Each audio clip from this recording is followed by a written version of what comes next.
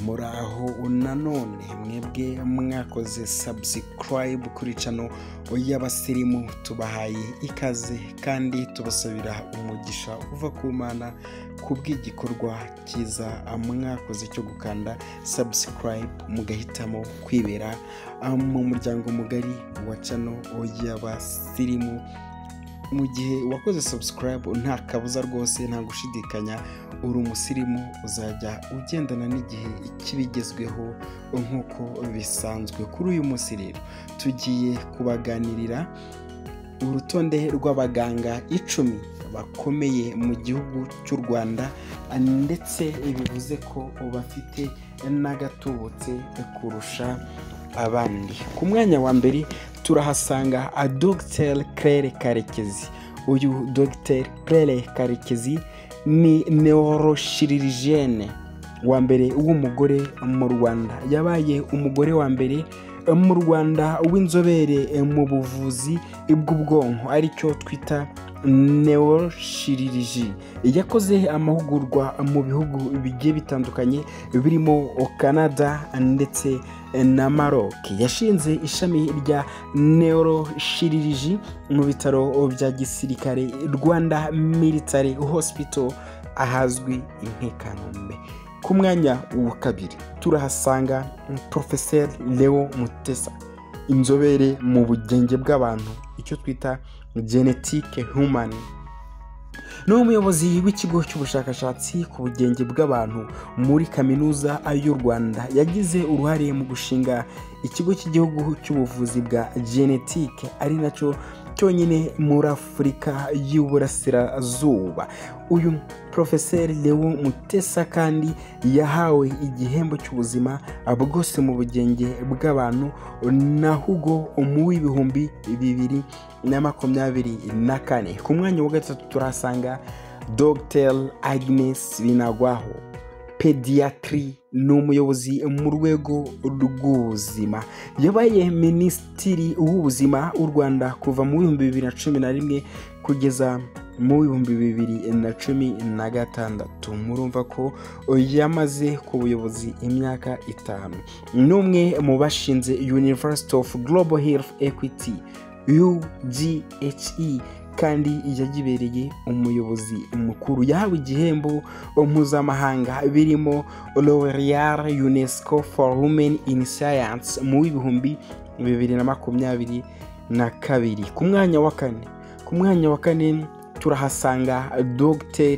Richard Sezibera, umuganga n'umunyapolitike. Yabaye minisitiri w'ubuzima w'u Rwanda kuva mu 2008 kugeza mu 2011.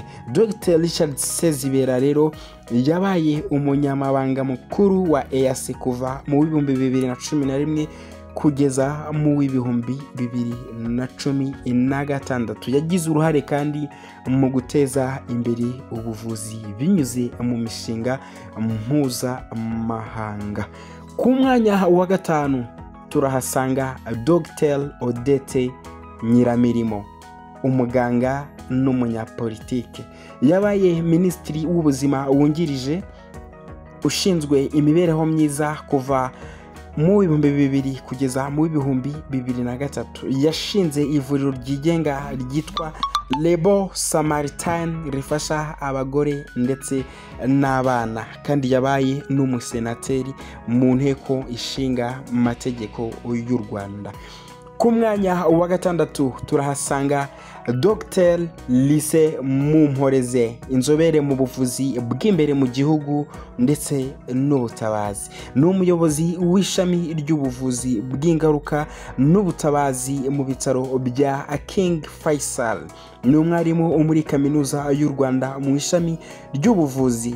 Yagize kandi uruhare mu guhangana n'icyorezo cya COVID-19 nk'umuganga w'imbere mu gihugu.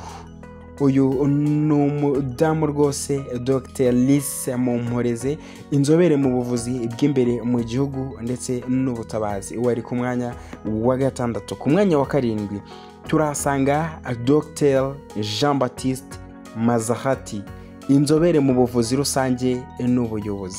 yagize uruhare mu guteza imbere ubuvuzi rusange mu Rwanda. Yabaye kandi umuyobozi w'ikigo cy'igihugu gishinzwe ubuzima RBC.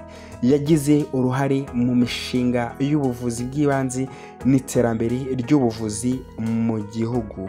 Ku mwanya wa 8 turahasanga Dr. Emmanuel Rudakemwa, inzobere mu buvuzi bw'amaso. Uyu Dr. Emmanuel Rudakemwa uri ku mwanya wa 8 yagize uruhare mu guteza imbere ubuvuzi bw'amaso mu Rwanda.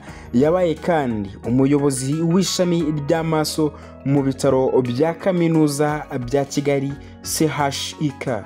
Yagize uruhare kandi mu guhugura abaganga b'amaso no guteza imbere ibikoresho byifashishwa mu buvuzi bw'amaso.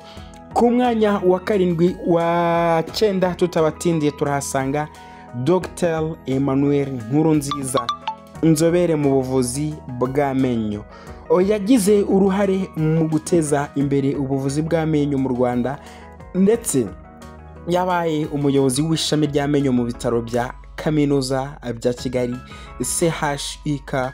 Yagize uruhare kandi mu guhugura abaganga b'amenyo no guteza imbere ibikoresho byifashishwa mu buvuzi bw'amenyo.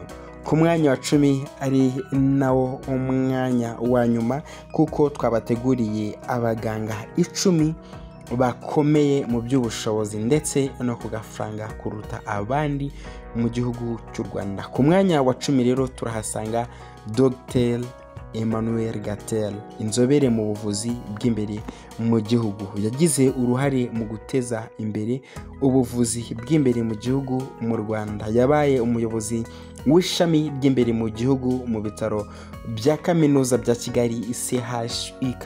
Yagize uruhare kandi mu guhugura abaganga b'imbere mu gihugu no guteza imbere ibikoresho byifashishwa mu buvuzi bw'imbere mu gihugu. Aba baganga bafite uruhare rukomeye mu guteza imbere ubuvuzi mu Rwanda, haba mu bushakashatsi, uburezi, ubuyobozi ndetse n'ubuvuzi bw'indwara zitandukanye. Niba ushaka kumenya byinshi kuri aba baganga mu bice runaka by'igihugu cyangwa mu nzego z'ubuzima, watwandikira muri comment tukazabigucukumburira nabyo tukazabikugezaho. Ngiye ubategurira akanabagezaho aya makuru ni Christian Kabengera. Ciao, mukomeze mugire amahoro y'Imana.